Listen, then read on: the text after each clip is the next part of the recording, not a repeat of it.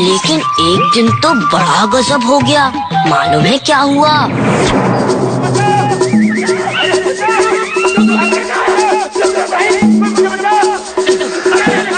अरे कोई बचा लो, मुझे मार रहा है मुझे। आज मुझसे तुझे कोई नहीं बचा सकता।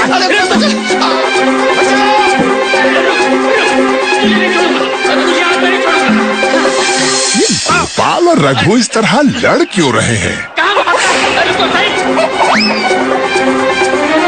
बचा लो मुझे, बचा लो। ये गोपाल ससुरा पगला गया है चाचा।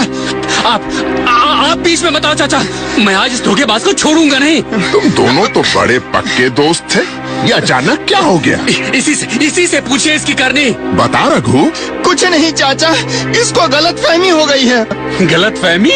अरे ये क्यों नहीं कहता कि तेरी नीयत खराब हो गई है? देखो, इस तरह से अगर बहस करते रहोगे ना तो झगड़ा कभी नहीं सुलझेगा।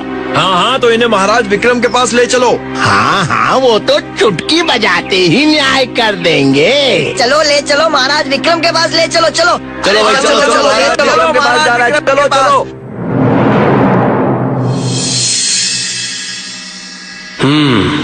बताइए क्या मामला है? मामला धोखाधड़ी का है। मैंने कोई धोखा नहीं दिया। तुम हो धोखेबाज। मैंने क्या किया?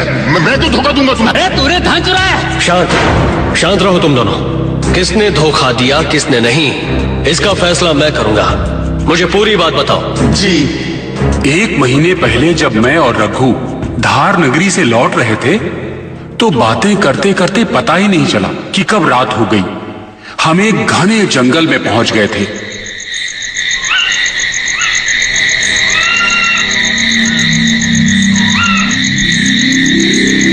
रात के अंधेरे में चंद्रमा की रोशनी फैली थी। बस तभी हमने देखा एक बड़ा काला सांप एक कंटीली झाड़ी में फंसा है, तड़प रहा है। कितना खून बह गया है। अरे ये थोड़ी देर और इसी तरह फंसा रहा तो मर जाएगा। हाँ, तुम ठीक कह रहे हो। आओ इसे झाड़ियों से निकाल दे। डरते डरते हमने उसे झाड़ियों से निकाला, उसके कांटे निकाले। तब वो अचानक एक देवदूत बन गया। वो शापित देवदूत था और हमारी मदद के कारण वो श्राप मुक्त हो गया। आप लोगों का ये उपकार मैं जीवन भर नहीं भूलूंगा। बताइए, क्या मैं आप दोनों के किसी काम आ सकता हूँ? जी, हमारे काम? अरे नहीं। अरे वो देखो, अरे तेरा धन।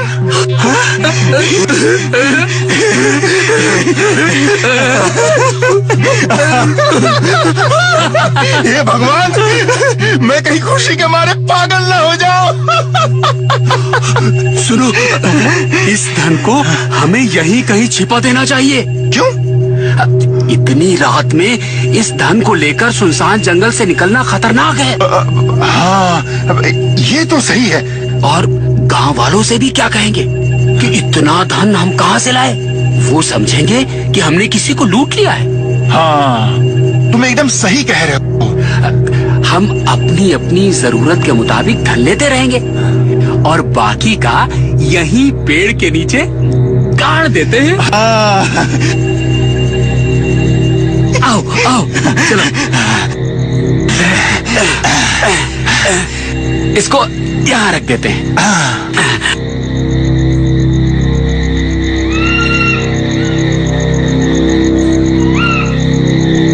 देखो, इससे हमें याद रहेगा कि हमने धन किस पेड़ के नीचे गाड़ा है।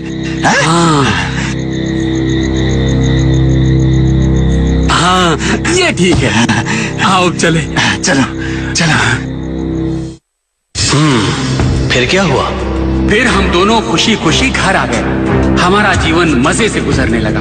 हमने उस धन से अपना काम धंधा शुरू कर लिया। एक दिन जब मुझे कुछ धन की आवश्यकता पड़ी तो मैं और रघु उस पेड़ के पास धन निकालने के लिए गए।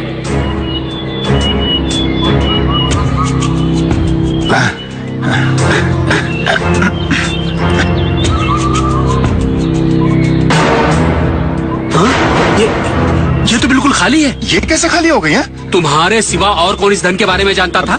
तुम भी तो जानते थे। यदि मैंने धन चुराया होता तो यहाँ धन लेने क्यों आता? कहना क्या चाहते हो? हाँ? यही कि धन तुमने चुराया है। देखो तुम मुझ पर झूठा इल्जाम लगा रहे हो। हाँ? तू झूठ बोल रहा है धोखेबाज। मैं तुझे नहीं छोड़ूंगा। मुझे क्या पता?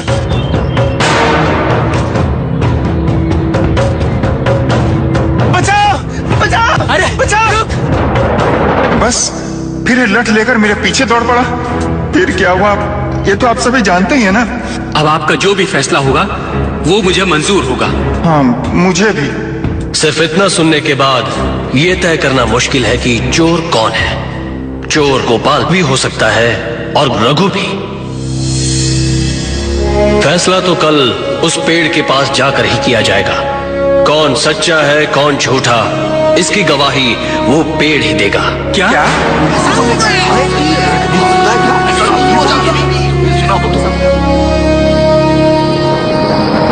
महाराज क्या मैं एक सवाल पूछूं? मैं जानता हूँ तुम क्या पूछना चाहते हो। यही ना कि पेड़ कैसे गवाही देगा? जी महाराज यही पूछना चाहता था।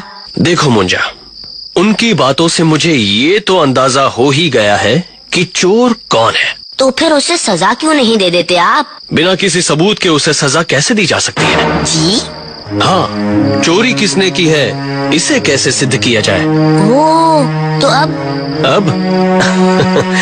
अब क्या? अब तो वो पेड़ ही गवाही देगा। ये पेड़ कैसे गवाही देगा? मुंजा, ये तो तुम जब देखोगे तब जानोगे, जब जानोगे तब समझोगे।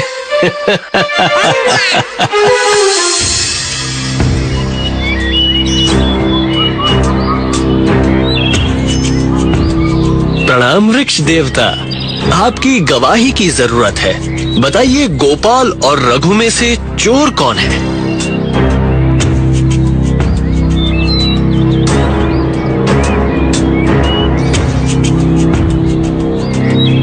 धन का चोर गोपाल है।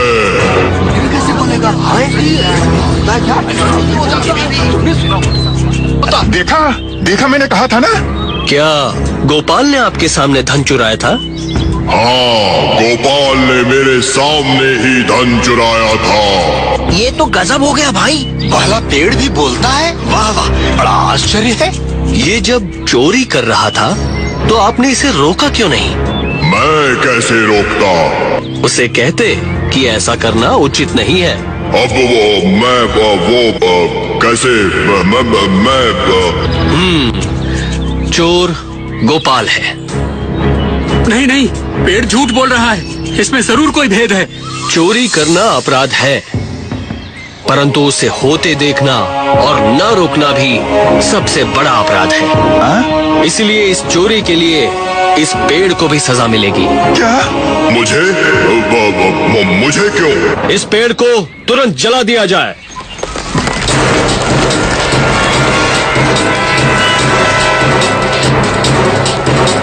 अरे ये क्या कर रहे हो?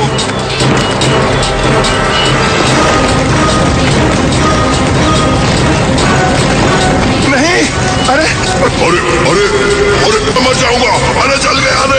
अरे मुझे बचाओ बचाओ, अरे मुझे बचाओ, अरे मुझे बचाओ। तो ये है चोर? नहीं, चोर तो रघु है। हाँ, मुझे माफ कर दो, मुझसे गलती हो गई। इसके पिता भला पेड़ में कैसे और क्यों पहुँचे? पेड़ की गवाही ली जाएगी ये सुनकर मैं घबरा गया। तब मैंने अपने पिताजी को मनाया कि वो पेड़ के अंदर छिपकर झूठी गवाही दे। अच्छा, रघु को चोरी करने और उसके पिता को चोरी को छिपाने में उसका साथ देने के अपराध में 1 वर्ष के लिए कारावास की सजा दी जाती है और रघु को पूरा धन गोपाल के हवाले करने की हिदायत दी जाती है। वाह वाह, ये है न्याय, ये है एकदम असली उत्तम न्याय। महाराज विक्रमादित्य की जय, महाराज विक्रमादित्य की जय, महाराज विक्रमादित्य की जय, महाराज विक्रमादित्य की जय, महाराज विक्रमादित्य की जय। इसे कहते हैं दूध का दूध, पानी का पानी। तो समझ में आई कहानी। हमेशा अपने दोस्तों के साथ ईमानदार रहना चाहिए। खैर बाकी की बातें बाद में करेंगे। अभी तो मैं चलता हूँ, फिर मिलूंगा एक और नई कहानी के साथ।